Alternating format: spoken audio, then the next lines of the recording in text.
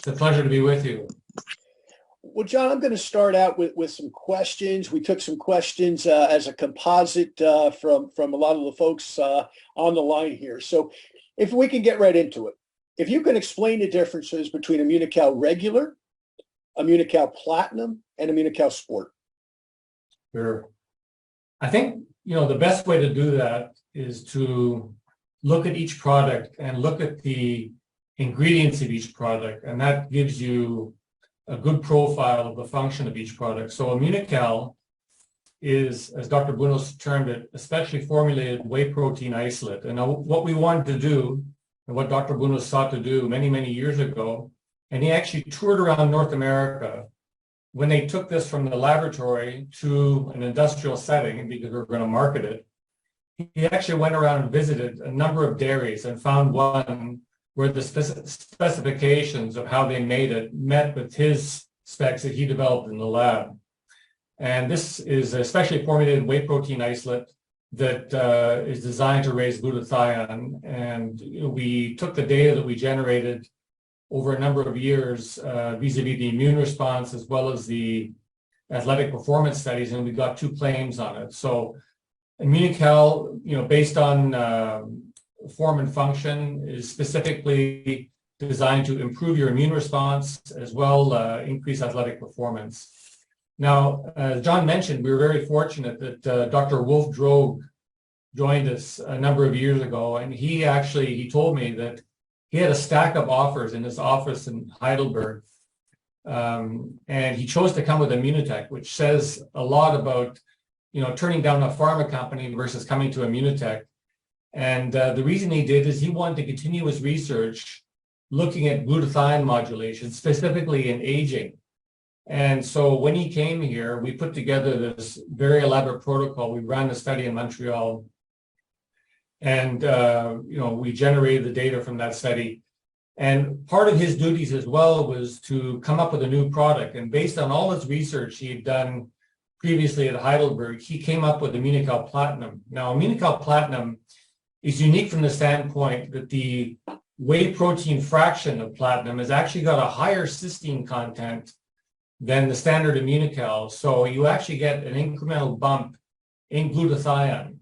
In addition, the protein fraction that we add to Immunocal Platinum contains more anti-inflammatory properties. So that's very important in terms of the role of inflammation, both from a good perspective as well as a bad perspective. The second point, he had done a lot of research also looking at the acid-alkaline balance, and the trend with elderly people based on the diet of some people is they can become more acidic, and that actually can lead to osteoporosis.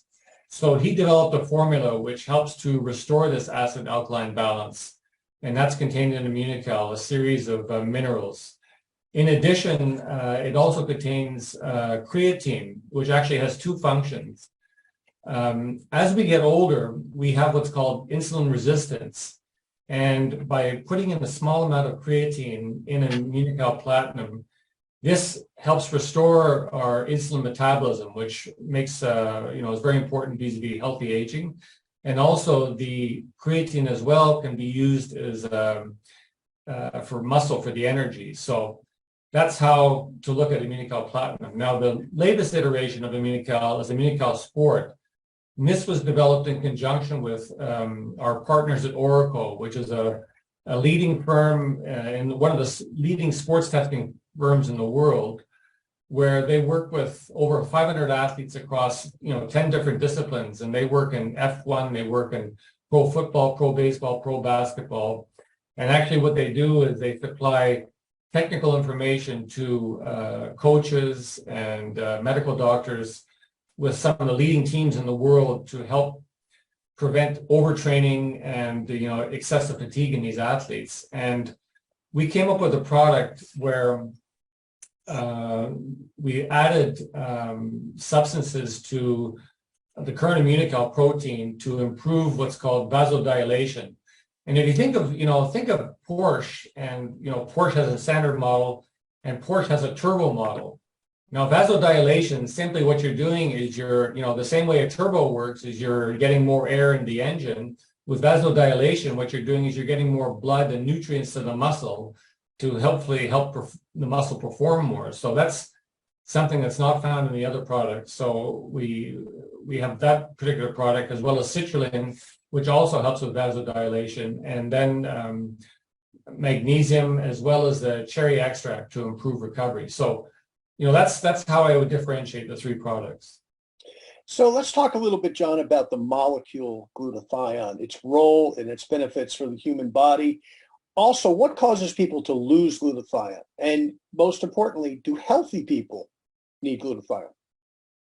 It's I'll tell you something that I may not even told you, John. I'm telling because this group from Bermuda is very special. I know you're special, but they're very special as well. So Dr. Boone has explained to me many, many years ago, and as I said to everybody, going to work for me, I was a non-scientist. I'm still a non-scientist, but I love to read about it, and I read all Dr. Boone's articles, and he explained to me.